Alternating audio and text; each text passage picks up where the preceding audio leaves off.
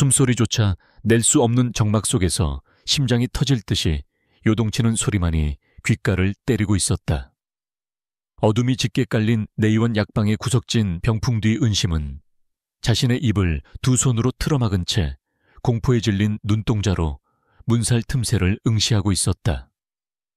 코끝을 찌르는 쌉싸름한 당귀 향과 비릿한 흙냄새 사이로 결코 맡아서는 안 될 죽음의 냄새가 스며들고 있었다. 방금 전까지만 해도 왕실의 안녕을 기원하며 다려지던 신성한 탕약 위로 가늘고 하얀 손 하나가 소리 없이 다가와 정체불명의 가루를 털어놓는 광경을 목격한 탓이었다. 촛불이 일렁이며 만들어낸 그림자가 벽면을 타고 기괴하게 춤을 추었고 그 그림자의 주인은 한치의 망설임도 없이 약탕관의 뚜껑을 닫았다. 다그락. 그 미세한 독이 부딪히는 소리가 마치 은심의 목을 조르는 밧줄 소리처럼 끔찍하게 들려왔다. 저 여인은 궁궐내 내에서 가장 막강한 권력을 쥐고 있다는 최상궁이었다. 그녀의 붉은 치맛자락이 바닥을 스치는 소리가 뱀이 기어가는 소리처럼 섬뜩하게 느껴졌고 은심은 자신이 이 자리에서 발각된다면 쥐도 새도 모르게 우물과 시신으로 발견될 것임을 본능적으로 직감했다. 도대체 어쩌다 이 지옥 같은 상황에 휘말리게 된 것일까? 은심은 떨리는 무릎을 감싸쥐며 시간을 거슬러 올라가고 싶다는 간절한 소망을 품었다. 불과 반년 전만 해도 그녀는 궁궐의 높은 담장 너머 가난하지만 흙냄새 나는 들판에서 보리타작을 돕던 소장농의 딸이었다. 흉년이 들어 세금이 밀리자 관아의 포졸들이 들이닥쳤고 늙고 병든 아버지 대신 공녀로 끌려가야 했던 그날의 통곡 소리가 아직도 귓가에 선했다. 살아서만 돌아오너라 무슨 짓을 해서라도 목숨만은 부지해야 한다.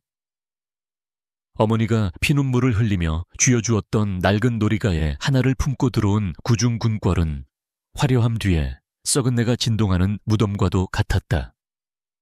은심이 배정받은 곳은 궁녀들 사이에서도 가장 고되고 천대받는다는 세다방이었다. 한겨울 얼음장 같은 물에 손을 담그고 왕실의 더러워진 의복과 침구류를 빠는 일은 뼈마디가 으스러지는 고통을 수반했다. 손등은 거북이 등껍질처럼 갈라져 피가 배어나왔고 고된 노동 끝에 찾아오는 것은 짐승 같은 잠뿐이었다. 그러나 타고난 성정이 차분하고 눈썰미가 좋았던 은심은 그 고된 생활 속에서도 묵묵히 제 할 일을 해내며 상궁들의 눈에 띄지 않으려 애썼다. 궁궐에서는 보아도 못 본 척 들어도 못 들은 척 알아도 모르는 척 해야만 제 명에 살 수 있다는 선임 나인들의 충고를 뼈에 새기며 살았다. 하지만 운명이라는 놈은 얄궂게도 가장 피하고 싶은 순간에 그녀의 발목을 잡아채고야 말았다. 사건의 발단은 바로 오늘 저녁 밀린 빨래를 정리하고 처소로 돌아가려던 찰나 세다방 최참판댁 마님이 급하게 은심을 불러쓴 것이었다. 대전 지밀상군께서 급히 찾으시는 비단 호티불이 세탁 후 아직 도착하지 않았다고 하니 네가 지금 당장 내의원 옆 별채로 가져다 드리고 오거라. 평소라면 다른 생각시들이 했을 심부름이었지만 하필이면 구준비가 내려 모두가 꺼리는 바람에 말다닌 은심에게까지 차례가 돌아온 것이었다. 비에 젖은 돌바닥은 미끄러웠고 랜턴 하나에 의지해 걷는 궁궐의 밤길은 칠흑 같은 어둠 그 자체였다. 별채에 이불을 전달하고 돌아오는 길. 빗줄기가 거세지자 은심은 조금이라도 빨리 처소로 복귀하기 위해 평소에는 잘 다니지 않는 내의원 뒷길을 가로지르기로 마음먹었다. 그 선택이 자신의 인생을 송두리째 뒤흔들게 될 줄은 꿈에도 모른 채 말이다. 내의원 약방 건물 뒤편을 지나던 중 창호지 문 틈새로 흘러나오는 희미한 불빛과 함께 인기척이 느껴졌다. 이 야심한 시각에 탕약을 다리는 일은 흔치 않았기에 호기심이 일었으나 곧바로 고개를 저으며 발걸음을 재촉하려 했다. 하지만 그때 바람의 문이 덜컹거리며 살짝 열렸고 그 틈으로 보인 것은 의관이나 의녀가 아닌 화려한 당의를 입은 여인의 뒷모습이었다. 기이한 위화감에 발이 바닥에 붙어버린 듯 움직이지 않았고 은심은 홀린 듯 그 광경을 훔쳐보게 된 것이었다.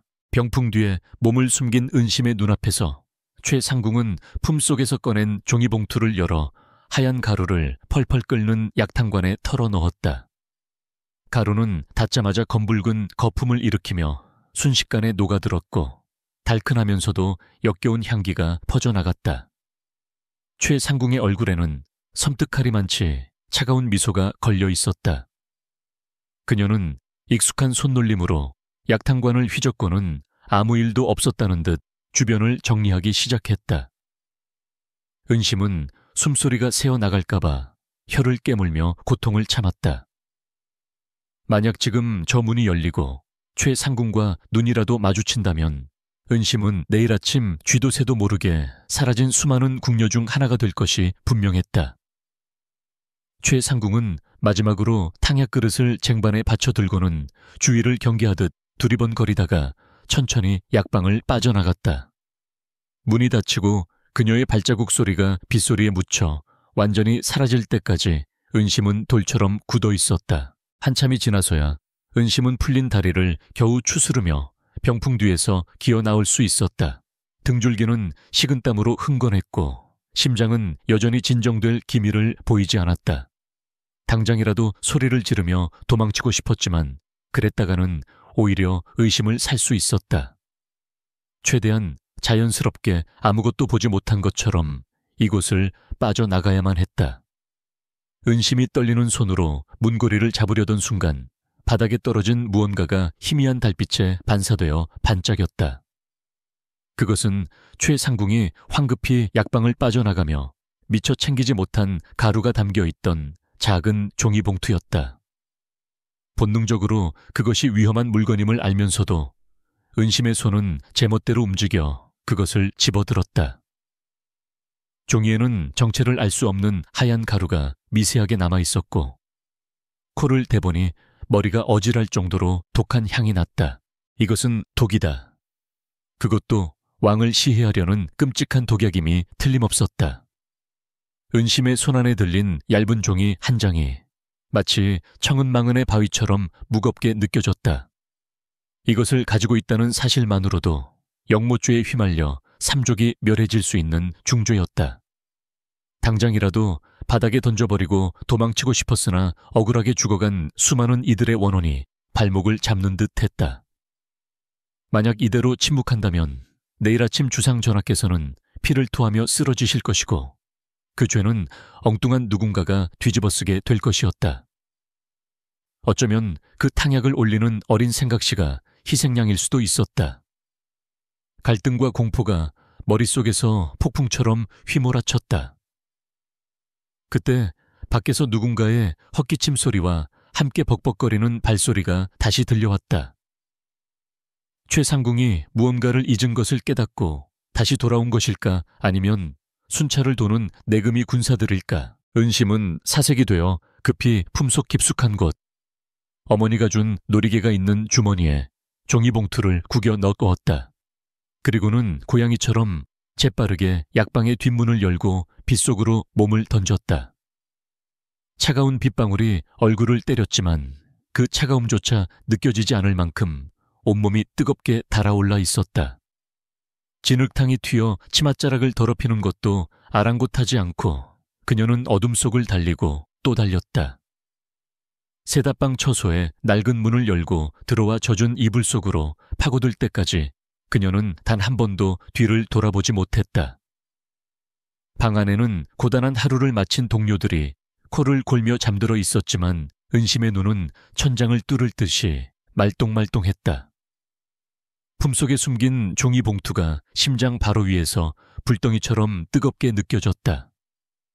오늘 밤 그녀가 목격한 것은 단순한 범죄 현장이 아니라 조선의 운명을 바꿀 거대한 음모의 소용돌이였던 것이다. 뜬 눈으로 밤을 지새운 은심의 귓가에 새벽을 알리는 타종 소리가 울려 퍼졌다. 댕댕댕. 그 소리는 마치 은심의 운명이 이제 돌이킬 수 없는 강을 건넜음을 알리는 장송곡처럼 들렸다. 그녀는 떨리는 손으로 품속의 종이봉투를 다시 한번 확인했다. 이제 그녀는 선택해야만 했다. 이 비밀을 무덤까지 가져가며 평생 죄책감 속에 숨어 살 것인가? 아니면 목숨을 걸고 진실을 밝혀낼 것인가? 하지만 그녀가 선택을 내리기도 전에 처소 밖에서 날카로운 고함이 들려왔다. 모두 기상하라, 긴급 점호다. 어젯밤 내의원 근처를 얼쩡거린 쥐새끼가 있다는 제보가 들어왔다. 그 목소리는 다름 아닌 최상궁의 최측근인 박상궁의 것이었다. 은심의 심장이 바닥으로 쿵 떨어졌다. 벌써 추격이 시작된 것이다. 박상궁은 군사들을 대동하고 세다방 나인들을 마당으로 집합시켰다. 비에 젖은 채 벌벌 떨며 서 있는 궁녀들 사이를 박상궁이 매서운 눈초리로 훑고 지나갔다. 그녀의 손에는 몽둥이가 들려 있었고 눈빛은 당장이라도 범인을 색출하여 찢어밟힐 듯한 살기로 가득 차 있었다. 어젯밤 감히 상궁들의 출입이 통제된 구역에 들어갔던 년이 누구냐 자수한다면 목숨만은 살려주마. 허나 끝까지 숨긴다면 이 자리에서 본보기를 보일 것이다. 침묵만이 감도는 가운데 은심은 고개를 푹 숙인 채 필사적으로 표정을 관리했다. 입술이 파르르 떨리는 것을 감추기 위해 입술을 꽉 깨물어 피맛이 배어나왔다. 박상궁이 천천히 아주 천천히 은심의 앞으로 다가왔다. 그녀의 시선이 은심의 젖은 신발과 진흙이 묻은 치맛자락에 꽂혔다. 너 이름이 무엇이냐? 박상궁의 차가운 목소리가 정수리에 꽂혔다. 은심은 마른 침을 삼키며 개미 기어가는 목소리로 대답했다. 세다방 나인 은심이라 하옵니다. 박상궁이 몽둥이 끝으로 은심의 턱을 들어 올렸다. 시선이 마주치는 순간 은심은 자신의 눈동자가 흔들리지 않도록 온 힘을 다해 버텼다. 어젯밤 비가 몹시 왔는데 내 옷과 신발은 왜 이리 엉망인 것이냐. 절체절명의 위기였다. 여기서 말 한마디 잘못하면 끝장이라는 생각에 은심의 머리가 비상하게 돌아갔다. 마님 어젯밤 최참판댁 마님의 심부름으로 별채에 이불을 나르다가 빗길에 넘어져서 그렇사옵니다. 그것은 반은 진실이고 반은 거짓이었다. 박상궁은 눈을 가늘게 뜨고 은심을 노려보았다. 의심의 눈초리는 쉽사리 거두어지지 않았다. 바로 그때 멀리서 다급한 전갈이 도착했다.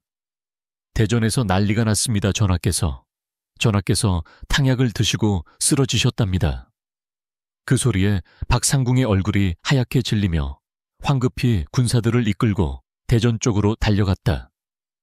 마당에 남겨진 궁녀들은 공포에 질려 웅성거렸고 은심은 그제야 참고 있던 숨을 토해냈다.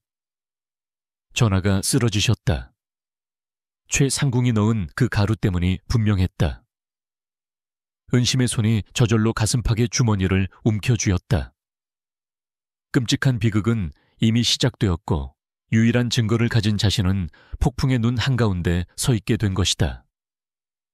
하늘은 잔뜩 찌푸린 채 다시금 굵은 빗방울을 쏟아내기 시작했고 은심은 빗물인지 눈물인지 모를 것을 닦아내며 결연한 표정으로 대전 쪽 하늘을 바라보았다. 이제 더 이상 도망칠 곳은 없었다. 궁궐의 아침은 핏빛 서곡과 함께 밝아왔다. 평소라면 맑은 새소리와 함께 상쾌하게 시작되었을 시간이건만 이날은 의금부 나졸들의 거친 발소리와 쇠사슬 끌리는 소리가 새벽 안개를 찢어 발겼다. 전하께서 혼절하셨다는 비보는 순식간에 담장을 넘어 궐박 시정까지 퍼져나갔고 궁하는 그야말로 살얼음판을 걷는 듯한 공포에 휩싸였다. 세다방 앞마당 웅덩이에는 어젯밤 내린 빗물이 고여 있었지만 아무도 그 물을 들여다볼 여유조차 없었다. 은심은 빨래터 구석에 쭈그리고 앉아 떨리는 손으로 얼음장 같은 물에 젖은 빨래를 비비고 있었다. 손끝이 감각을 잃을 정도로 차가웠지만 정작 그녀를 뼛속까지 시리게 만드는 것은 등 뒤에서 들려오는 날카로운 비명소리였다. 수라간 나인들과 내위원 의녀들이 줄줄이 포박되어 끌려가고 있었다. 억울하옵니다 소인은 아무것도 모르옵니다. 처절한 절규가 메아리 쳤지만 살기등등한 군관들의 귀에는 들리지 않는 듯 했다. 은심은 고개를 푹 숙인 채 방망이질에만 집중하려 애썼다. 쿵쿵쿵 방망이를 내리칠 때마다 품속에 숨겨둔 독약봉투가 가슴을 짓누르는 듯한 환각에 시달렸다. 저들이 찾는 것이 바로 내 품 안에 있다. 이 사실이 발각되는 순간 저 쇠사슬은 내 목을 감을 것이다. 그녀의 심장은 마치 고장난 북처럼 불규칙하게 요동쳤다. 그때였다. 세다방 입구에서 웅성거리는 소리가 들리더니 홍에 갈라지듯 나인들이 길을 터주었다. 나타난 사람은 다름 아닌 최상궁이었다. 그녀의 뒤에는 어젯밤 은심을 추궁했던 박상궁이 그림자처럼 따르고 있었다. 최상궁의 등장은 그 자체로 불길한 징조였다. 대전의 지밀상궁이, 그것도 국내 최고의 권력자가 천안 세다방 따위에 발걸음을 할 이유는 단 하나도 없었기 때문이다. 최상궁의 시선이 매처럼 빨래터를 훑더니 구석에 처박혀 있던 은심에게서 멈췄다. 그녀의 입가에 묘한 미소가 번졌다. 그것은 자애로움으로 포장된 사냥감을 발견한 맹수의 미소였다. 네가 은심이라고 했느냐? 최상궁의 목소리는 부드러웠으나 그 안에는 거부할 수 없는 위압감이 서려 있었다. 은심은 젖은 손을 치마폭에 문지르며 황급히 일어나 넙죽 엎드렸다. 예. 그렇사옵니다, 마마님. 고개를 땅에 처박은 채 대답하는 은심의 등줄기로 식은땀 한 줄기가 흘러내렸다. 최상궁이 천천히 다가와 가죽신으로 은심의 앞을 막아섰다. 손놀림이 야무지고 눈빛이 맑아 보이더구나. 내 너를 눈여겨보았다. 주변의 나인들이 숨을 죽이고 그 광경을 지켜보았다. 칭찬인지 질책인지 분간할 수 없는 말이었다. 최상궁은 허리를 굽혀 은심의 귓가에 나직이 속삭였다. 세다방 일은 너에게 어울리지 않는다. 오늘부터 내 처소로 와서 지밀의 일을 돕거라. 그 말은 청천벽력과도 같았다. 주변 나인들의 눈이 휘둥그레졌다. 천안 무술이나 다름없는 세다방 나인이 하루아침에 왕과 왕비를 가장 가까이서 모시는 지밀 나인으로 발탁되는 것은 전례가 없는 파격적인 승차였다. 나인들 사이에서 질투와 부러움의 탄성이 터져 나왔지만 은심은 절망했다. 이것은 승진이 아니었다. 이것은 감시다. 최상궁은 어젯밤 약방 근처에 있었던 자신을 의심하고 있는 것이 분명했다. 곁에 두고 일거수일투족을 감시하며 언제든 죽일 수 있는 거리 안에 가두겠다는 뜻이었다. 은심은 공포에 질려 입술을 깨물었지만 겉으로는 감격에 겨운 듯 과장되게 몸을 떨며 대답했다. 마마마님 소인같이 천한 것이 어찌 감히. 망극하옵니다. 이것이 그녀가 선택한 첫 번째 생존 전략이었다. 주제 파악 못하고 그저 신분 상승에 기뻐 날뛰는 어리석은 시골 계집을 연기하는 것. 최상궁은 그런 은심의 반응이 만족스러운 듯 고개를 끄덕이며 박상궁에게 눈짓했다. 지금 당장 짐을 챙겨 내 처소로 오거라. 최상궁의 처소는 세다방과는 비교도 안 될 만큼 화려하고 안락했다. 은은한 백단향이 피어오르고 바닥에는 따뜻한 비단 보료가 깔려 있었다. 하지만 은심에게 그곳은 화려한 감옥일 뿐이었다. 박상궁의 안내를 받아 짐을 풀고 나자 곧바로 최상궁의 호출이 떨어졌다. 방 안에는 최상궁 혼자 앉아 다과상을 받고 있었다. 그녀는 은심에게 자리를 권하지도 않은 채 찻잔을 천천히 돌리며 입을 열었다. 어젯밤 비가 몹시 왔지. 훅 들어온 질문에 은심은 짐짓 아무것도 모르는 표정으로 눈만 깜빡였다. 예, 마마님. 천둥 소리가 어찌나 요란하던지 이불을 뒤집어 쓰고 벌벌 떨었사옵니다. 최상궁의 눈매가 날카로워졌다. 박상궁에게 듣자 하니 네가 어젯밤 내의원 쪽 별채에 다녀왔다지 오는 길에 혹 이상한 것을 보거나 듣지는 못했느냐. 이것은 시험이었다. 만약 여기서 조금이라도 머뭇거린다면 목이 달아날 것이다. 은심은 눈을 동그랗게 뜨고 최대한 순진하고 멍청해 보이는 표정을 지으며 손을 내저었다. 이상한 것이라니요. 아, 혹시 도깨비불 말씀이십니까? 뚱딴지 같은 대답에 최상궁이 미간을 찌푸렸다. 은심은 기세를 몰아 수다스럽게 떠들기 시작했다. 소인이 사실 겁이 많아서 어두운 길을 오는데 덤불 속에서 번쩍거리는 게 있지 뭡니까? 너무 무서워서 눈을 꼭 감고 어머니 아버지 부르면서 뛰기만 했습니다. 그래서 신발도 잃어버릴 뻔하고. 아이고, 지금 생각해도 오금이 저립니다요. 은심은 침까지 튀겨가며 너스레를 떨었다. 자신이 본 것은 최상궁의 범죄가 아니라 그저 자신의 헛된 공포심뿐이었다는 것을 강조하려는 필사적인 연기였다. 최상궁은 찻잔을 내려놓고 은심의 눈을 뚫어지게 응시했다. 그 시선은 마치 은심의 영혼까지 꿰뚫어 보려는 듯 집요했다. 잠시 후 최상궁이 픽하고 비웃음을 흘렸다. 도깨비라, 촌년이라 그런지 헛것을 잘도 보는구나. 쯧쯧쯧. 대전지밀은 입이 무겁고 눈치가 빨라야 하거늘 이리 미련해서야 원. 최상궁의 경계심이 아주 조금 미세하게나마 허물어지는 것이 느껴졌다. 그녀는 은심을 위험한 목격자에서 이용해 먹기 좋은 멍청한 아이로 다시 분류하고 있는 듯 했다. 앞으로 내 처소에 잔심부름을 맡길 것이다. 내가 시키는 것 외에는 보지도 말고 듣지도 말라. 알겠느냐, 예. 예, 명심하겠습니다, 마마님. 시키시는 건 뭐든지 죽는 신용이라도 하겠습니다. 은심은 바닥에 머리를 찌으며 맹세했다. 그날부터 은심의 위태로운 이중 생활이 시작되었다. 낮에는 최상궁의 발을 씻겨주고 어깨를 주물러주며 온갖 비위를 맞췄다. 최상궁은 수시로 은심을 시험했다. 일부러 중요한 문서를 흘려두고 은심이 읽는지 훔쳐보거나 고가의 장신구를 방바닥에 던져두고 은심이 훔쳐가는지 감시했다. 은심은 문서를 밟고 지나가며 아이고 종이가 떨어져 있네라며 무심하게 치우거나 장신구를 주워 먼지를 털어 공손히 제자리에 올려두는 식으로 대응했다. 그를 모르는 까막눈인 척 재물에는 욕심없는 순박한 아인 척 연기하는 것은 생각보다 훨씬 고된 일이었다.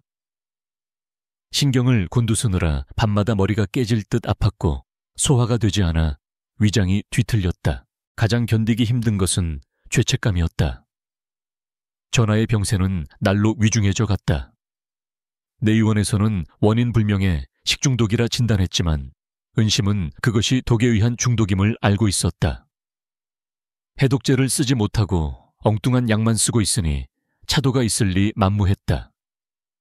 밤이면 궁궐 담벼락 너머로 무당들의 굿소리가 들려왔고 쾌유를 비는 향 냄새가 진동했지만 그 모든 것이 위선처럼 느껴졌다. 내가 입을 다물고 있는 동안 한나라의 왕이 서서히 죽어가고 있다. 하지만 지금 나서면 개죽음뿐이다. 은심은 밤마다 품속의 독약봉투를 만지작거렸다.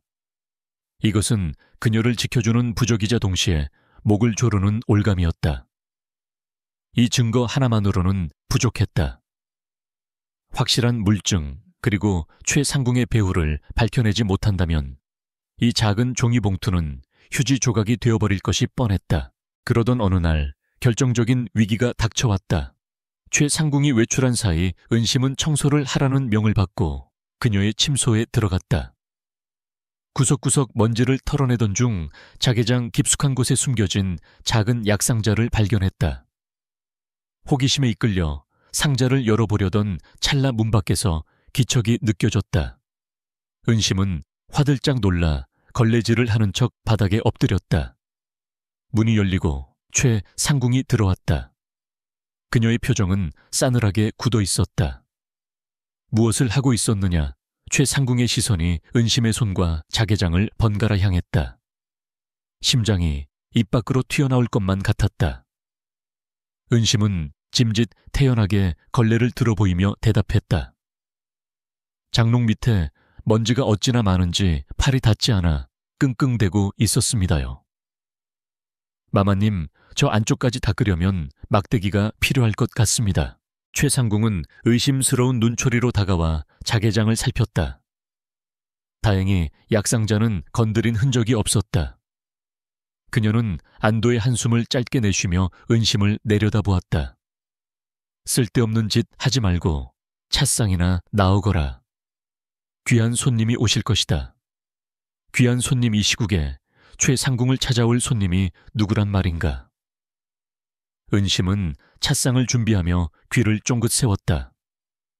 잠시 후 처소의 은밀한 뒷문으로 들어선 사람은 놀랍게도 좌의정 대감이었다.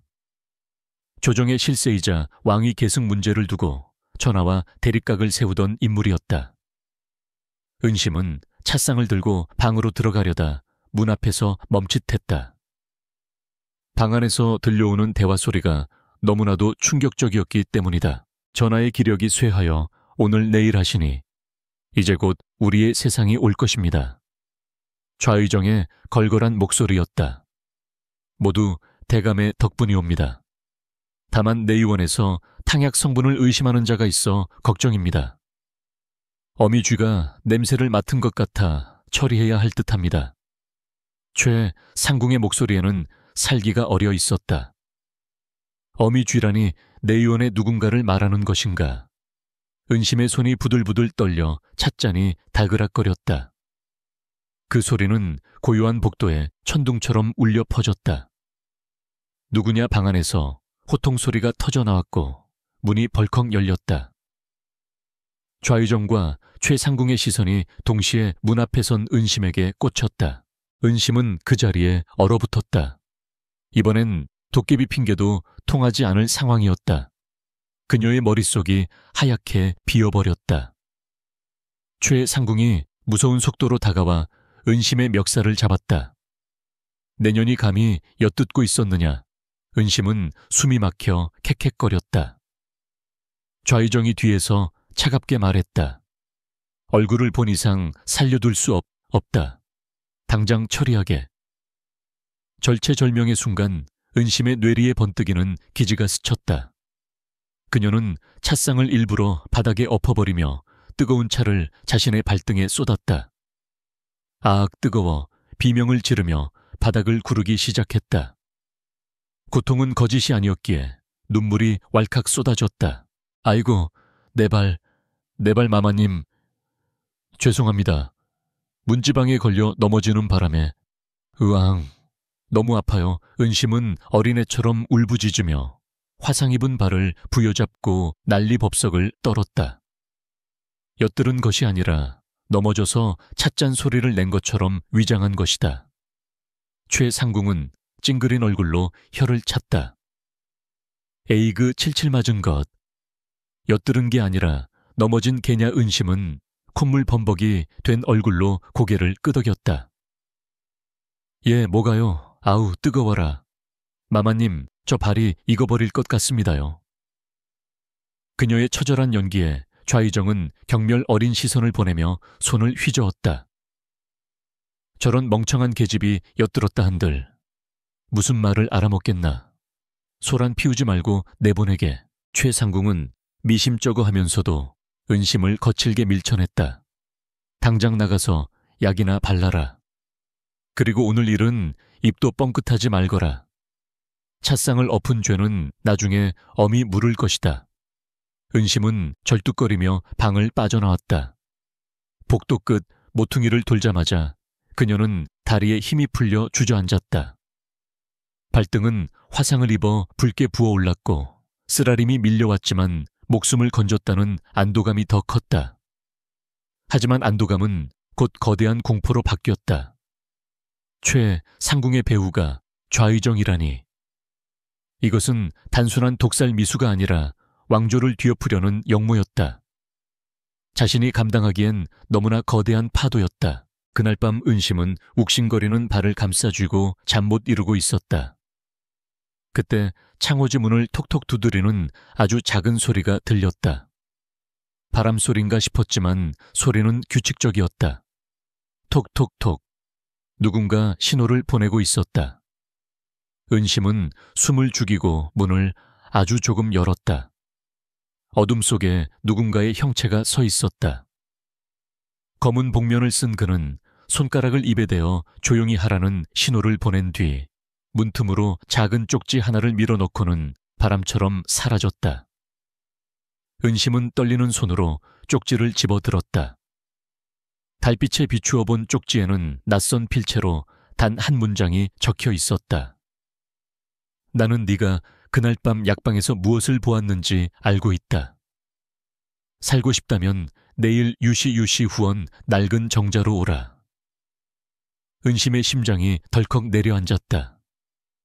또 다른 감시자인가 아니면 구원자인가 아군인지 적군인지 알 수 없는 제3의 인물의 등장에 은심은 혼란과 두려움의 소용돌이 속으로 빠져들었다. 쪽지에 적힌 유시가 가까워질수록 은심의 심장은 마치 뜀박질을 마친 말처럼 거칠게 요동쳤다. 서산으로 넘어가는 붉은 노을이 창호지 문을 피처럼 물들이고 있었다. 그것은 마치 곧 닥쳐올 운명을 예고하는 불길한 징조 같기도 했고 어쩌면 이 지옥 같은 궁궐에서 탈출할 수 있는 유일한 희망의 빛 같기도 했다. 은심은 화상을 입어 퉁퉁 부은 발을 절뚝이며 방 안을 서성였다. 갈 것인가 말 것인가. 이 쪽지를 보낸 자가 최상궁의 또 다른 수하라면 제 발로 호랑이 아가리에 머리를 들이미는 꼴이 될 것이었다.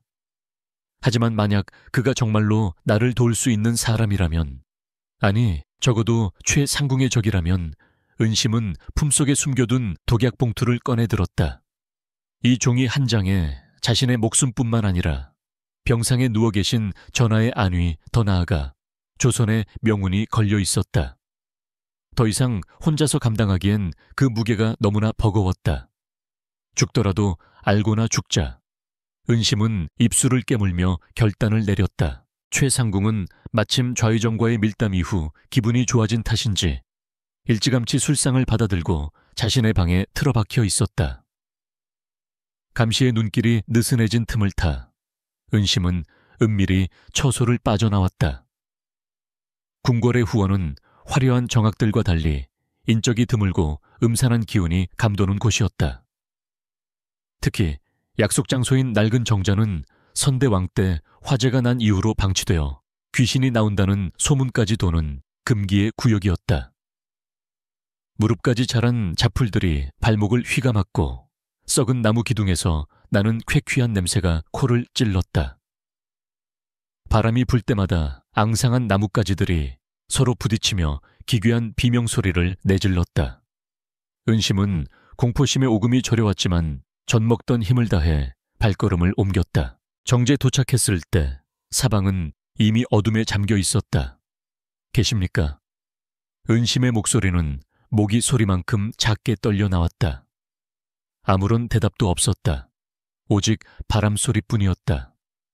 속은 것일까? 아니면 이미 함정에 빠진 것일까? 은심이 불안감에 뒷걸음질 치려던 찰나등 뒤에서 서늘한 금속성의 소리가 들려왔다. 스릉. 거미 칼집에서 뽑혀 나오는 소리였다. 동시에 차가운 칼날이 은심의 목덜미에 닿았다. 움직이지 마라. 소리를 지르면 내 목은 이 자리에서 떨어질 것이다. 낮게 깔린 남자의 목소리에는 서리빨 같은 살기가 서려 있었다. 은심은 숨조차 쉬지 못한 채 얼어붙었다. 내 품속에 있는 것, 그것을 내놓아라. 남자가 속삭였다. 은심은 본능적으로 가슴을 감싸 쥐었다. 역시 최상궁이 보낸 자객인가 절망감이 파도처럼 밀려왔다. 하지만 은심은 순순히 물러서지 않았다. 어차피 죽을 목숨이라면 이 증거라도 없애버려야 했다.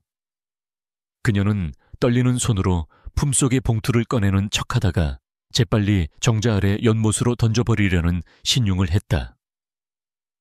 가까이 오지 마십시오. 다가오면 이 증거를 물속에 던져버릴 것입니다. 그러면 당신들도 끝장이야. 은심의 악에 바친 외침의 남자가 멈칫했다. 어둠 속에서 그의 눈빛이 번뜩였다. 호 제법 배짱이 두둑하구나. 찻상을 엎어 발을 찢을 때부터 범상치 않다 여겼거늘. 남자는 칼을 거두고 천천히 은심의 앞으로 걸어 나왔다.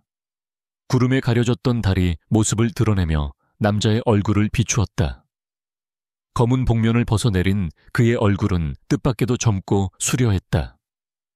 날카로운 콧날과 깊은 눈매, 그리고 단단하게 다문 입술은 그가 단순한 자객이 아님을 말해주고 있었다.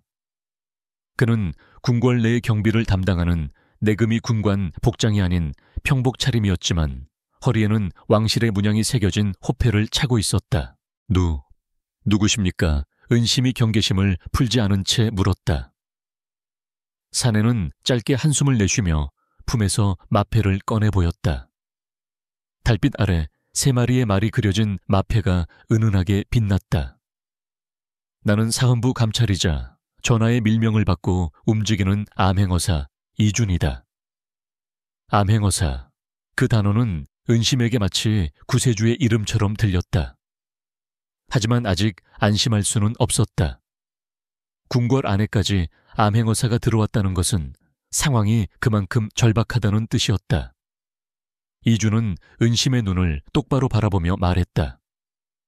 나는 오래전부터 최상궁과 좌의정의 결탁을 의심하고 조사를 벌여왔다. 허나 놈들이 워낙 교묘하여 물증을 잡지 못하고 있었지. 그런데 그날 밤 네가 약방에서 뛰쳐나오는 것을 보았다. 그리고 네가 최상궁이 흘린 독약을 주었다는 것도. 은심은 다리가 풀려 주저앉을 뻔했다. 이 남자는 처음부터 모든 것을 지켜보고 있었던 것이다. 어째서 그때 저를 잡지 않으셨습니까?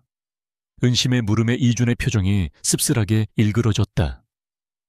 그때 내가 나섰다면 너와 나 둘 다 죽었을 것이다. 최상궁의 뒤에는 내금 이장까지 매수되어 있다. 나는 확실한 기회를 노려야 했다. 그리고 무엇보다 이준이 잠시 말을 멈추고 은심을 지그시 응시했다.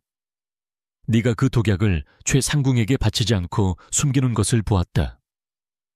내 눈빛에서 두려움과 함께 정의감을 읽었지. 너라면 나를 도울 수 있을 거라 믿었다. 그의 진심 어린 말에 은심의 마음속에 쌓여있던 경계의 벽이 조금씩 허물어졌다. 이 삭막한 궁궐에서 처음으로 자신의 진심을 알아봐준 사람이었다. 은심은 떨리는 손으로 품속의 봉투를 꺼내 이준에게 건넸다. 이것이 최상궁이 탕약에 넣던 가루입니다. 이준은 소중한 보물을 다루듯 두 손으로 봉투를 받아 들었다. 그는 조심스럽게 봉투를 열어 냄새를 맡고는 미간을 찌푸렸다. 비소피수다. 그것도 아주 정제된. 무색무취에 가까워 조금씩 쓰면 의원들도 눈치채기 힘들지. 이것만 있으면 해독제를 만들 수 있다. 네가 전하를 살린 것이다. 하지만 기쁨도 잠시 숲속에서 부스럭거리는 소리와 함께 누군가의 말소리가 들려왔다. 이쪽에서 인기척이 있었다. 샅샅이 뒤져라 최상궁의 사병들이었다. 은심의 얼굴이 사색이 되었다. 이준은 재빨리 은심의 팔을 잡아 끌어 정자 밑에 좁은 공간으로 몸을 숨겼다. 두 사람의 몸이 밀착되었고 서로의 거친 숨소리가 귓가에 닿을 만큼 가까웠다. 머리 위 나무 바닥으로 쿵쿵거리는 발소리가 울렸다. 분명 이 근처였는데 쥐새끼 한 마리도 안 보이는군. 머리 위에서 칼끝이 나무 틈새를 푹 찔러 들어왔다. 은심이 비명을 지르려는 것을 이준이 큰 손으로 입을 막아 제지했다. 칼날은 은심의 코앞에서 멈췄다. 공포로 인해 눈물이 그렁그렁 맺힌 은심을 이준은 괜찮다 안심하라는 눈빛으로 달래주었다. 그의 따뜻한 청과 단단한 팔이 은심에게 기이한 안도감을 주었다. 한참을 수색하던 자들은 투덜거리며 다른 곳으로 이동했다. 발소리가 완전히 사라질 때까지 두 사람은 숨소리조차 내지 않고 기다렸다. 긴장이 풀리자 은심은 다리에 힘이 빠져 휘청거렸고 이준이 그녀를 부축해 일으켰다. 위험했다. 놈들의 감시가 생각보다 심하구나. 이준의 표정은 심각했다. 그는 은심의 어깨를 잡고 결연한 목소리로 말했다. 잘 듣거라. 닷새 후 전하의 탄신 연회가 열린다. 놈들은 그때를 노릴 것이다.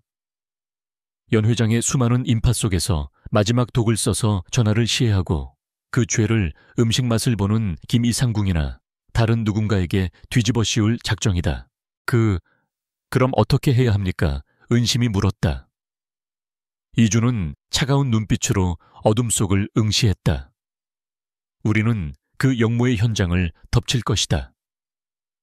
이 독약으로 해독제를 만들어 미리 전하께 올릴 수만 있다면 전하는 쓰러지지 않으실 테고 놈들은 당황할 것이다.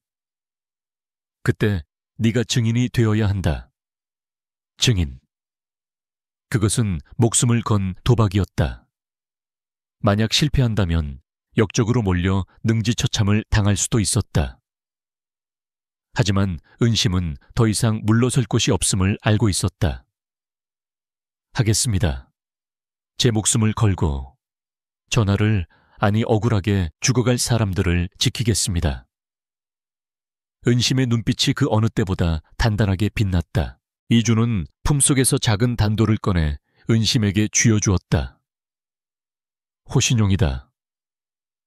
내 너를 반드시 지키겠지만 만일의 사태에 대비해 지니고 있어라. 그리고 이것은 그는 자신의 소매 안쪽을 찢어 작은 천조각을 건넸다. 거기에는 붉은 글씨로 무언가가 적혀 있었다. 이것은 내금이 내에 심어둔 내 사람에게 보내는 신호다. 정말 위급할 때 이것을 궐 담장 밖 늙은 소나무 옹기구멍에 넣어두면 도움을 받을 수 있을 것이다. 두 사람은 연회 날까지 각자의 위치에서 최선을 다하기로 약속했다. 이준은 의원들과 접촉해 해독제를 만들고 거사를 준비하기 위해 어둠 속으로 사라졌고 은심은 다시 최상궁의 처소로 돌아가야 했다. 돌아오는 길 밤공기는 여전히 차가웠지만 은심의 가슴속에는 뜨거운 불덩이가 자리 잡고 있었다. 그것은 두려움이 아닌 희망, 그리고 태어나서 처음으로 느껴보는 누군가와의 끈끈한 유대감이었다. 최상궁의 처소에 도착한 은심은 조심스럽게 이불 속으로 들어갔다. 그런데 베개 밑에 손을 넣는 순간 등골이 오싹해졌다.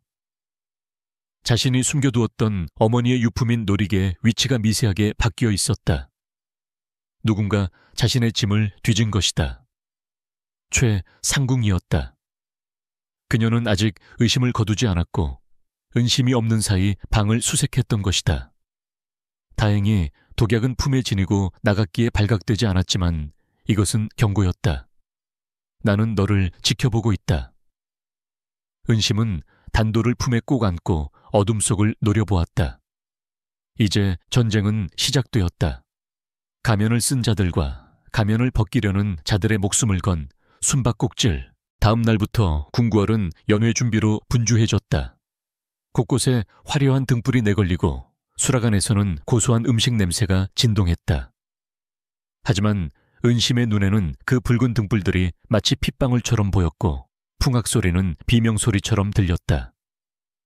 최상궁은 연회 준비 총괄을 맡아 눈코 뜰 새 없이 바빴지만 은심을 곁에 두는 것을 잊지 않았다. 은심아, 이번 연회 때 네가 맡을 일이 있다. 최상궁이 묘한 미소를 지으며 은심을 불렀다. 전하께 올릴 탕약을 연회장까지 운반하는 일이다. 네가 야무지니 믿고 맡기는 것이다. 은심의 심장이 쿵하라고 내려앉았다.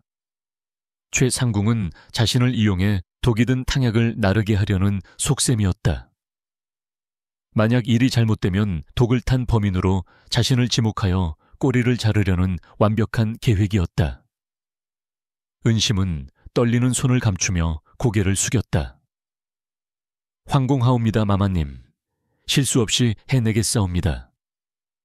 속으로는 피눈물을 삼키며 대답했다. 이것이 기회일 수도 있다. 독이 든 탕약을 내 손에 쥐어준다면 오히려 증거를 확보하기 쉬울 수도 있다. 하지만 동시에 가장 위험한 순간이기도 했다. 연회 날이 다가올수록 긴장감은 극에 달했다. 이준과는 그날 이후 접촉할 수 없었다. 그가 무사한지 해독제는 완성되었는지 알 길이 없었다. 은심은 홀로 고립된 섬처럼 불안에 떨면서도 겉으로는 멍청하고 순박한 시골 소녀의 탈을 쓰고 최상궁의 비위를 맞췄다. 그리고 드디어 결전의 날 아침이 밝았다. 하늘은 야속하리만큼 맑고 푸르렀다. 은심은 어머니의 놀이개를 꽉 쥐고 기도했다. 부디 오늘 밤 진실이 승리하게 해주소서. 그녀는 탕약 그릇을 받아들기 위해 내 의원으로 향했다. 그녀의 발걸음 하나하나가 살얼음판을 걷는 듯 위태로웠다. 궁궐의 높은 담장 위로 까마귀 떼가 불길하게 울며 날아갔다. 궁궐의 하늘 위로 오색 찬란한 불꽃이 타오르며 왕의 탄신을 축하하는 연회의 시작을 알렸다. 쿵쿵쿵 장학원 악공들이 두드리는 거대한 북소리가 심장을 조여오는 듯 했다. 인정전 앞마당에는 조선팔도의 사내 진미가 상다리가 휘어질 듯 차려졌고 비단 옷을 입은 문무백관들이 줄지어 앉아 하례를 올리고 있었다. 화려한 등불이 대낮처럼 궁궐을 밝히고 있었지만 은심의 눈에는 그 모든 풍경이 마치 저승으로 가는 길목을 장식한 만장, 완장처럼 보였다.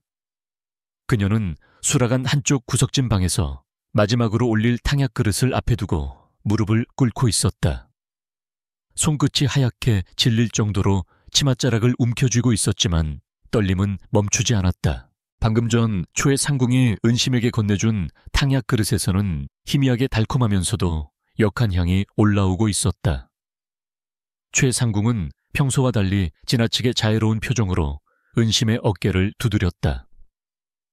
은심아, 이것은 전하의 기력을 회복시킬 아주 귀한 산삼 탕약이다. 식기 전에 네가 직접 올려야 한다. 전하께서 드시는 모습을 끝까지 지켜보고 빈 그릇을 받아오는 것까지가 내 임무다. 알겠느냐? 그 말 속에 숨겨진 서늘한 사리를 은심은 본능적으로 감지했다. 내가 독을 먹이고 네가 그 자리에서 범인으로 잡혀라. 그것이 최상궁의 시나리오였다. 은심이 잡혀가는 순간 최상궁은 미리 매수해둔 군관들을 시켜 그녀를 입막음용으로 죽일 것이다. 완벽한 꼬리 자르기였다. 예, 명심하겠사옵니다, 마마님. 은심은 떨리는 목소리로 대답하며 탕약 쟁반을 받아 들었다. 그릇은 묵직했다. 마치 조선의 운명이 그녀의 가녀린 팔 위에 얹혀진 듯 했다. 최상궁은 만족스러운 듯 고개를 끄덕이며 먼저 연회장으로 향했다.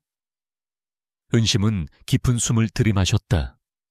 공기 중에 떠다니는 음식 냄새와 향 냄새가 어지러웠다. 이제 돌이킬 수 없다. 은심은 비장한 각오로 방문을 나서 긴 회랑을 걷기 시작했다.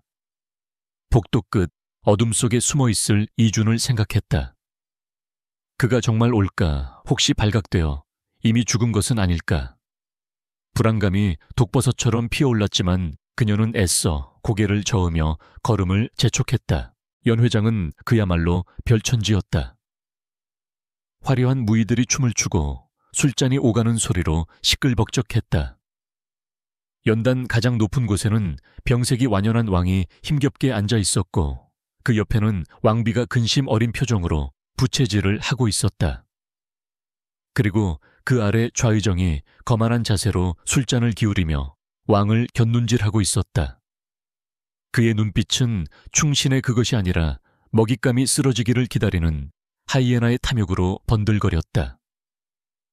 최상궁은 왕의 지근거리에서 시중을 들며 은심이 들어오기를 기다리고 있었다.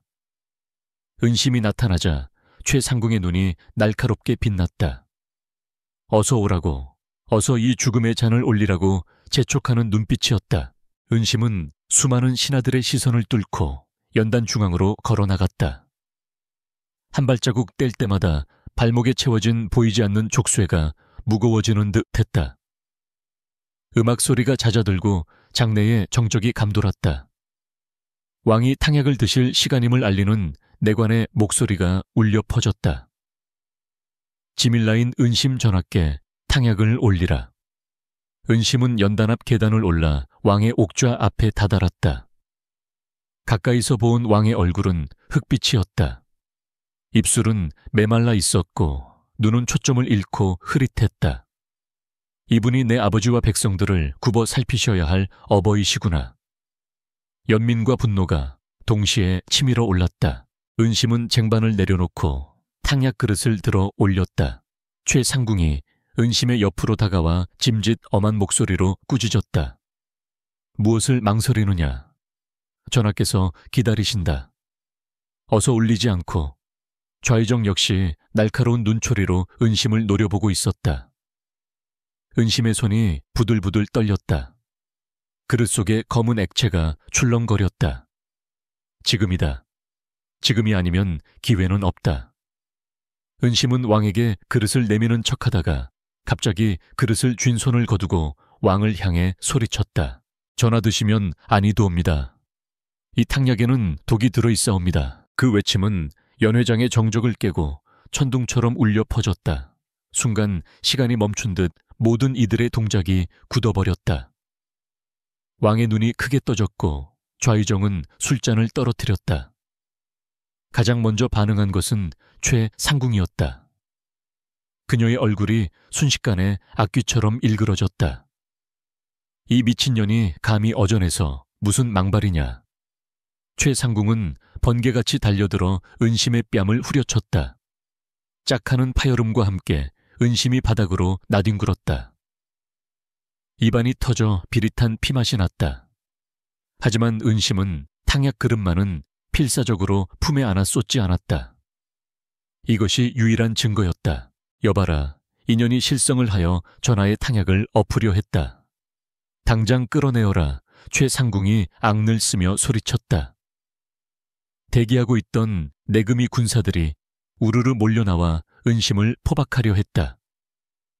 은심은 바닥에 엎드린 채 피 묻은 입으로 절규했다. 아니옵니다. 최상궁 마마님께서 좌의정 대감과 결탁하여 전하를 시해하려 독을 탔습니다. 제 목숨을 걸고 고변하옵니다. 장내는 순식간에 아수라장이 되었다. 뭐라 좌의정 대감이 영모다, 영모 고변이다. 신하들이 웅성거리는 사이 좌의정이 불그락푸르락한 얼굴로 자리에서 벌떡 일어났다. 저 천한 것이 감히 내 이름을 들먹이다니 전연이 탕약에 독을 타고 죄를 뒤집어 씌우려는 것이다. 당장 전연의 목을 베어라. 내금이장은 뭐 하는가. 좌의정의 호통에 내금이장이 칼을 뽑아들고 은심에게 달려들었다. 서슬퍼런 칼날이 은심의 목을 향해 내리꽂히는 순간 은심은 눈을 질끈 감았다. 이준날이 어디 계십니까? 챙그랑 날카로운 쇠붙이 부딪히는 소리와 함께 내금이장의 칼이 허공으로 튕겨나갔다. 모두의 시선이 소리가 난 입구 쪽으로 쏠렸다. 그곳에는 남루한 옷차림을 벗어던지고 관복을 갖춰 입은 이준이 서 있었다. 그의 손에는 왕의 친위대인 벼룬검이 들려 있었고 뒤로는 무장을 한 수십 명의 군사들이 연회장을 에워싸고 있었다. 이준이 우렁찬 목소리로 외쳤다. 멈추어라, 어명이다. 이준은 성큼성큼 연단으로 걸어 올라왔다. 그의 기세에 눌린 내금이 군사들이 주춤거리며 길을 터주었다. 좌의정은 사색이 되어 소리쳤다. 내 놈은 누구냐? 감히 신성한 연회장에 무기를 들고 난입하다니. 이준은 품에서 마패를 꺼내 높이 쳐들었다. 달빛을 받은 마패가 눈부시게 번쩍였다. 나는 전하의 밀명을 받고 암행해온 사헌부 감찰 이준이다. 역무의 증거가 명백하니 좌의정과 최상궁을 포함한 관련자들을 즉시 체포하라. 이 무슨 터무니없는. 최상궁이 뒷걸음질 치며 부정하려 했지만 이주는 그녀에게 눈길조차 주지 않고 넘어진 은심에게 다가가 그녀를 일으켜 세웠다. 늦어서 미안하오. 다친 데는 없어. 그의 따뜻한 목소리에 은심은 참았던 눈물을 왈칵 쏟아냈다.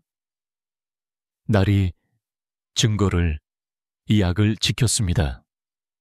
이주는 고개를 끄덕이며 은심이 지켜낸 탕약 그릇을 받아들었다. 좌의정 그리고 최상궁. 그대들은 이 탕약에 비쇼피 수를 탔지. 그것도 아주 교묘하게 정제하여 은침으로도 잘 반응하지 않게 말이오. 이준의 말에 좌의정이 코웃음을 쳤다. 증거 있느냐, 그저 계집년의 헛소리를 믿고 조정의 대신을 모함하다니 내 놈이 오히려 역적이다. 이주는 차가운 미소를 지으며 품에서 작은 약병을 꺼냈다. 이것은 내가 내의원 의관들과 밤새 연구하여 만든 시약이오. 이 액체를 탕약에 떨어뜨리면 비소가 섞여 있을 경우 색이 붉게 변할 것이오. 모든 이들의 숨소리가 멈춘 가운데 이주는 탕약 그릇에 시약을 한 방울 떨어뜨렸다. 검은 탕약 위로 투명한 액체가 떨어지자마자 마치 핏물처럼 선명한 붉은색이 피어오르기 시작했다. 순식간에 그릇 전체가 붉게 물들었다. 명백한 독이었다. 연 회장은 경악의 비명으로 가득 찼다. 독이다, 정말 독이야. 최상궁은 그 자리에 주저앉으며 사시나무 떨듯 떨었다. 좌의정은 쥐구멍을 찾는 듯 눈동자를 굴리다 갑자기 내금의장에게 눈짓을 보냈다. 무엇 하느냐, 저놈들을 쳐라. 저놈들이 가짜 증거로 왕실을 모독한다. 궁지에 몰린 쥐가 고양이를 무는 격으로 좌의정의 사병들과 매수된 내금의 일부가 이준의 군사들을 향해 칼을 뽑았다. 연 회장은 순식간에 칼부림이 난무하는 전장으로 변했다. 비명소리와 쇠 부딪히는 소리가 뒤섞여 아비규환이 되었다. 이준은 은심을 자신의 등 뒤로 보호하며 검을 휘둘렀다. 그의 검술은 춤을 추듯 유려하면서도 치명적이었다. 달려드는 반란군들이 추풍낙엽처럼 쓰러졌다. 은심아, 전하, 곁을 지켜라. 놈들이 전하를 인질로 삼으려 할 것이다. 이준의 외침에 은심은 옥좌 쪽을 바라보았다. 아니나 다를까 혼란을 틈타 최상궁이 품에서 단도를 꺼내들고 옥좌에 앉아있는 왕에게 다가가고 있었다. 이판사판이다 같이 죽자 최상궁의 눈은 광기로 번들거렸다. 왕을 호위하던 내관들은 이미 도망치거나 쓰러진 상태였다. 은심은 생각할 겨를도 없이 몸을 날렸다. 전하, 최상궁의 칼날이 왕의 가슴을 향하는 찰나 은심이 그 앞을 가로막았다. 푹, 둔탁한 소리와 함께 은심의 어깨에서 붉은 피가 솟구쳤다. 최상궁의 칼이 은심의 왼쪽 어깨를 깊숙이 찌른 것이다. 이 끈질긴 연초에 상궁이 칼을 빼내려 안간힘을 썼지만 은심은 고통 속에서도 최상궁의 팔을 두 손으로 꽉 붙잡고 놓지 않았다. 절대 못 갑니다. 이 악마야. 그때 왕의 눈빛이 돌아왔다. 이준이 며칠 전 몰래 올려보낸 해독제를 복용하고 기력을 회복 중이던 왕이었다. 왕은 자신의 앞에서 피를 흘리며 쓰러지는 은심을 보고 분노에 찬 목소리로 호통쳤다. 이 흉악한 것들. 왕은 옥좌 옆에 놓여있던 장식용 보검을 뽑아들고 최상궁을 내리쳤다. 비록 노쇠한 힘이었지만 예상치 못한 왕의 방역에 최상궁은 비명을 지르며 뒤로 나뒹굴었다. 동시에 이준이 바람처럼 날아와 최상궁의 목에 검을 겨눴다. 모두 무기를 버려라. 역적의 수고에는 제압되었다. 이준의 우렁찬 일갈에 반란군들은 전의를 상실하고 하나둘 무기를 떨어뜨렸다. 좌의정은 도망치려다 이미 이준의 부하들에게 포위되어 무릎이 꿇렸다. 연 회장의 소란이 잦아들고 다시금 정적이 찾아왔다. 하지만 이번 정적은 공포가 아닌 거대한 폭풍이 지나간 후에 안도감이 섞인 침묵이었다.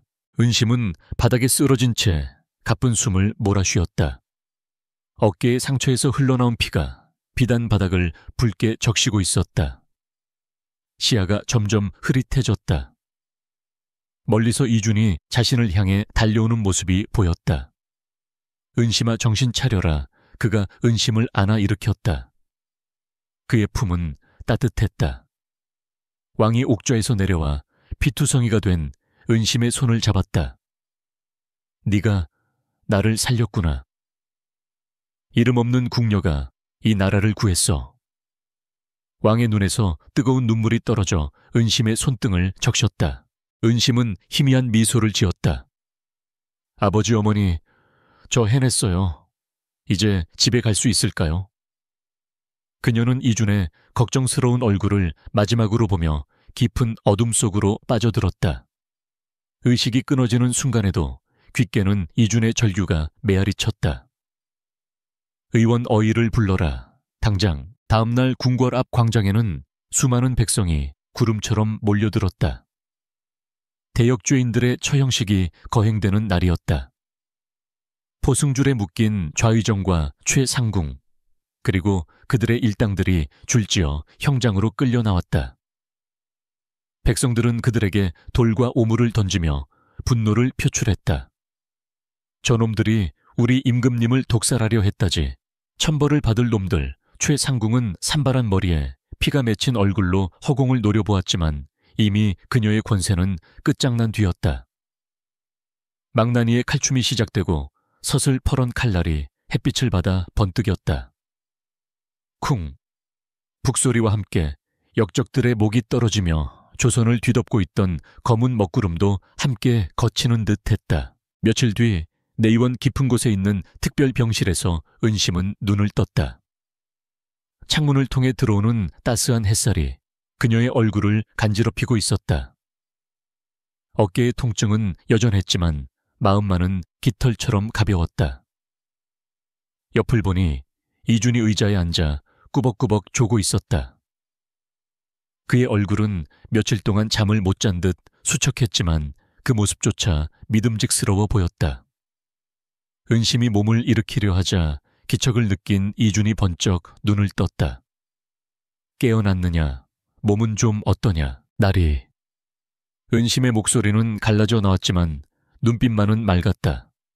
이준은 안도의 한숨을 내쉬며 물 한 잔을 건넸다.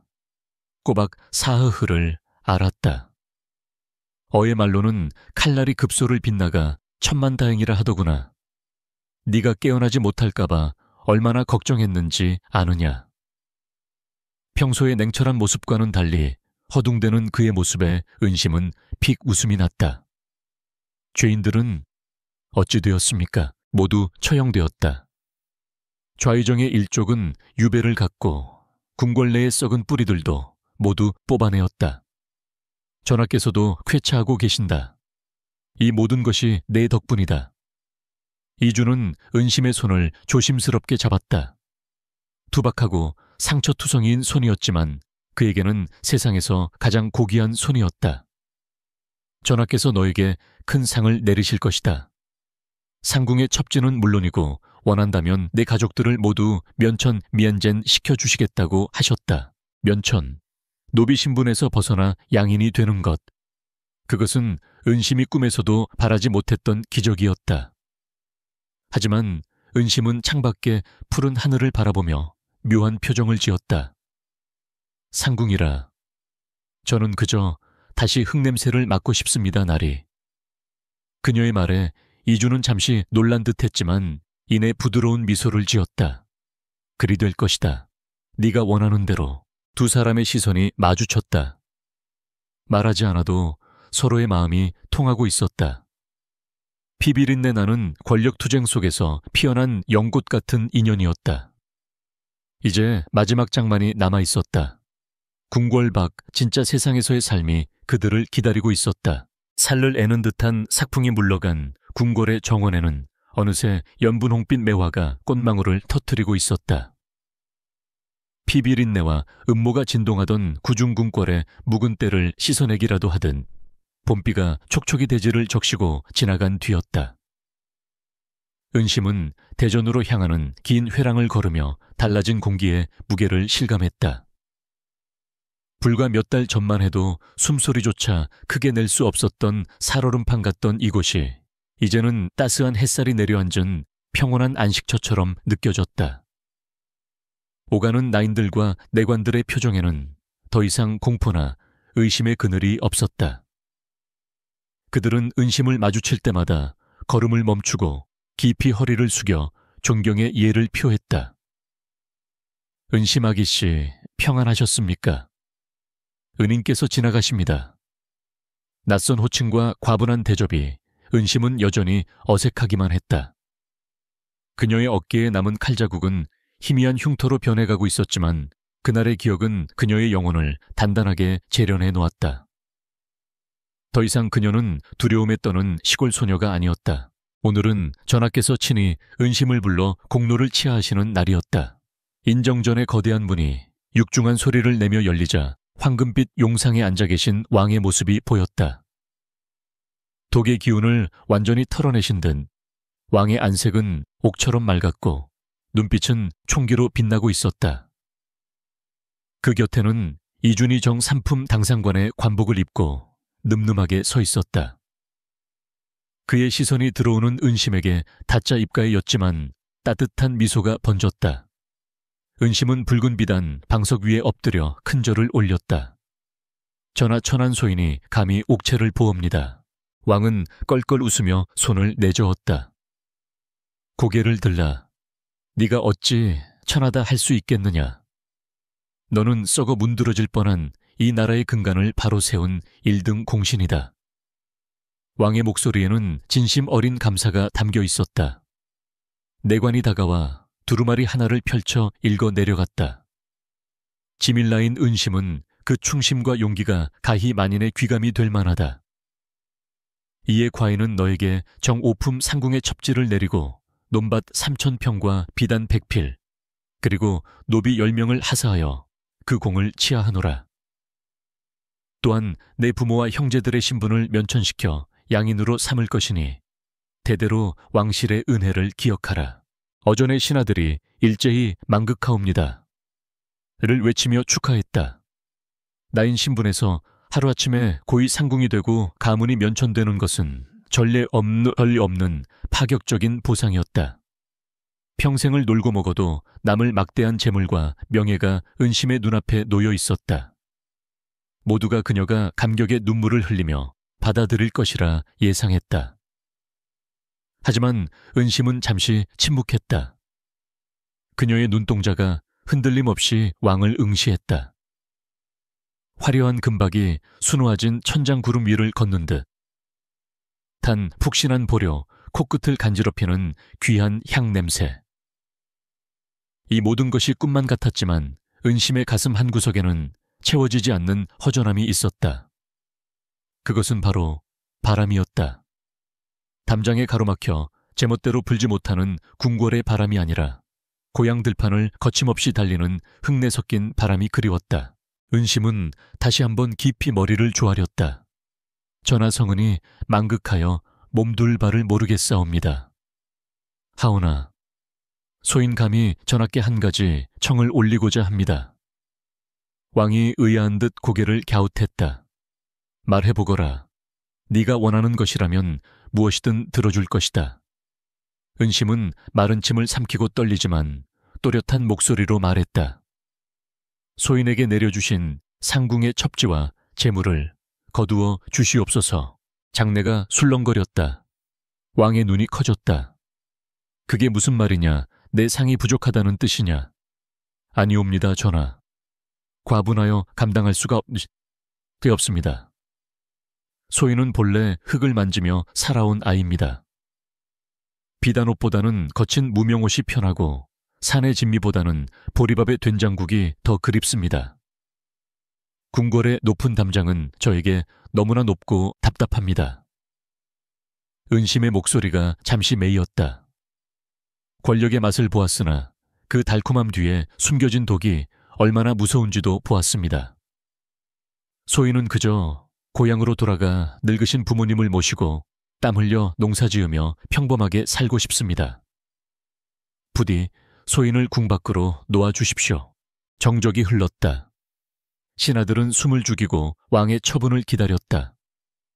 왕의 거절을 거절하는 것은 불경죄에 해당할 수도 있었다.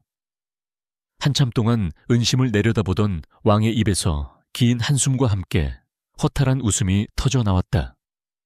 허허, 욕심이 없는 자가 가장 무섭다더니 네가 바로 그렇구나. 좌의정과 최상궁은 그토록 원하던 권력을 너는 헌신짝처럼 버리겠다는 것이냐. 왕은 자리에서 일어나 천천히 계단을 내려왔다.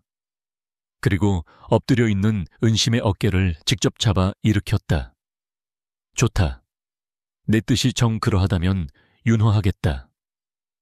허나 면천과 논밭은 네가 거절해도 내릴 것이다. 그것은 네가 아니라 훌륭한 딸을 낳아 기른 네 부모에게 주는 상이다. 그것마저 거절하진 않겠지. 은심의 눈에서 기어이 눈물이 터져 나왔다. 성은이 망극하옵니다, 전하. 왕은 따뜻한 눈빛으로 그녀를 다독였다. 가거라. 가서 네가 그리던 바람을 마음껏 맞으며 살아라. 너는 조선의 가장 자유로운 백성이 될 자격이 있다. 궁궐을 떠나는 날, 하늘은 눈이 시릴 만큼 푸르렀다. 은심은 화려한 당의를 벗고 깨끗하게 빤 무명 치마 저고리로 갈아입었다.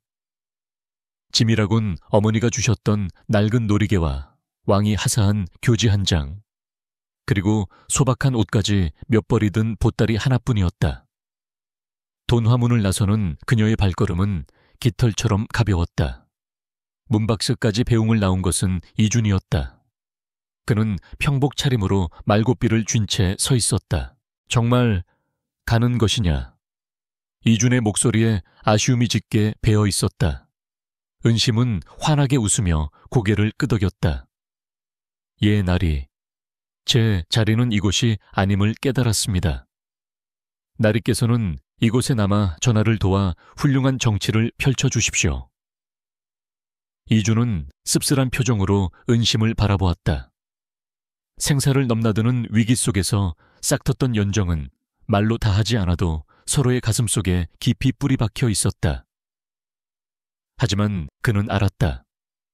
은심을 궁궐이라는 새장에 가두는 것은 그녀를 시들게 하는 일임을. 사랑하기에 보내주어야 했다. 이준은 품에서 작은 상자 하나를 꺼내 은심에게 건넸다. 이것을 가져가거라. 최상궁의 방에서 압수한 물건들 중에 네가 잃어버렸던 그 신발 한 짝이 있더구나. 깨끗이 닦아두었다. 은심은 상자를 받아들고 가슴이 뭉클해졌다. 그 비오던 밤 진흙탕 속에서 벗겨졌던 신발. 그것은 그들의 끔찍했지만 운명적이었던 첫 만남의 증거였다. 그리고 이준이 말을 잇지 못하고 머뭇거렸다. 그는 결심한 듯 은심의 눈을 똑바로 바라보았다. 계절이 바뀌고 벼가 익어 고개를 숙일 때쯤 내가 찾아가도 되겠느냐. 암행어사가 아닌 그저 버스로서 말이다. 은심의 얼굴이 붉게 물들었다. 봄꽃보다 더 고운 홍조였다. 그녀는 수줍게 미소 지으며 대답했다. 저희 집 툇마루는 언제나 비어 있습니다, 나리. 맛있는 햅쌀밥을 지어놓고 기다리겠습니다. 그 약속 하나가 두 사람 사이에 보이지 않는 끈을 단단히 묶어주었다. 이준은 말에 올라타는 은심을 도와주었다. 조심히 가거라. 부디 건강해야 한다. 나리께서도요. 은심은 말에 올라 뒤를 돌아보았다. 웅장한 궁궐이 그 속의 권력과 암투가 그리고 그녀의 마음을 흔들었던 한 남자가 점점 멀어지고 있었다. 하지만 슬프지 않았다. 그녀의 앞에는 끝없이 펼쳐진 길과 자유가 기다리고 있었으니까.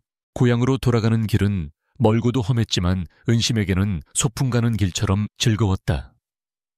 산을 넘고 강을 건널 때마다 묵은 체정이 내려가는 듯했다.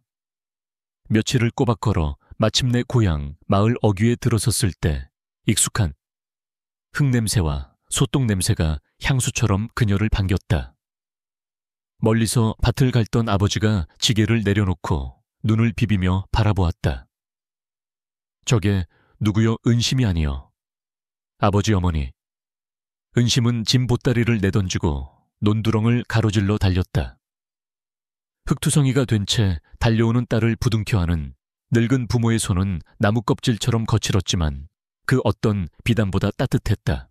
살아 돌아왔구나. 내 새끼 살아 돌아왔어. 어머니는 통곡하며 은심의 얼굴을 어루만졌다. 마을 사람들이 하나둘 모여들어 기적처럼 돌아온 은심을 반겼다. 왕이 하사한 논밭과 면천 교제는 마을의 경사였다. 가난에 찌들었던 은심의 집안은 마을의 유지가 되었지만 은심은 거드름 피우는 법이 없었다. 그녀는 다시 호미를 들고 밭에 나갔고 밤에는 마을 아이들을 모아 글을 가르쳤다. 궁궐에서 배운 약초 지식으로 병든 이웃들을 돌보기도 했다. 사람들은 그녀를 궁에서 온 선녀라 불렀지만 은심은 그저 김씨네 둘째 딸로 불리는 것이 가장 좋았다. 시간은 유수와 같이 흘러 어느덧 가을이 되었다. 황금빛 들판이 춤을 추는 풍요로운 계절이었다. 은심은 집 앞마당에 널어놓은 고추를 뒤집으며 콧노래를 흥얼거리고 있었다. 그때 멀리 마을 입구에서 말발굽 소리가 들려왔다. 다그닥 다그닥 심장이 쿵쿵 뛰기 시작했다. 설마 하는 마음으로 고개를 들었을 때 석양을 등지고 다가오는 한 사내의 실루엣이 보였다. 갓을 쓰고 도포자락을 휘날리며 오는 그 모습은 꿈에서도 잊지 못했던 바로 그 사람이었다. 이준이었다. 그는 말에서 내려 성큼성큼 은심에게 다가왔다. 관복 대신 수수한 선비의 옷차림이었지만 그 기품은 여전했다. 약속대로 햅쌀밥을 얻어먹으러 왔다. 그의 장난스러운 말에 은심은 왈칵 눈물을 쏟으며 웃었다. 밥만 드시러 오신 겁니까? 반찬은 없어도 됩니까?